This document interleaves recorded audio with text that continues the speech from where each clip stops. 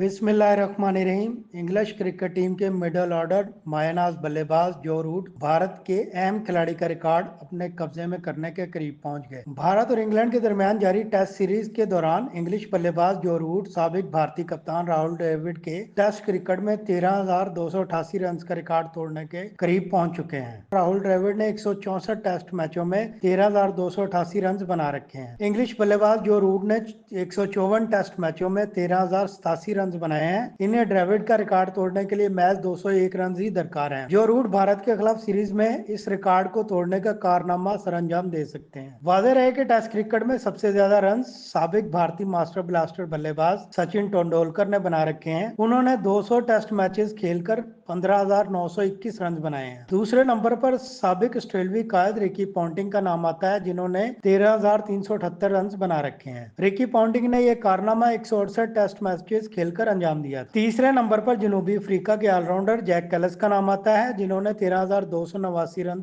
बना रखे हैं, जो राहुल द्रविड़ से सिर्फ एक रन की बदौलत तीसरे नंबर पर मौजूद है। साबिक भारतीय कप्तान राहुल द्रविड़ टेस्ट क्रिकेट में ज्यादा रन की फहरिस्त में चौथे नंबर पर मौजूद हैं, जिन्होंने 13,288 रन स्कोर किए हैं। इस वक्त 5वीं पोजीशन पर इंग्लैंड के जो रूट मौजूद हैं, जिन्होंने 13,087 रन बना रखे हैं।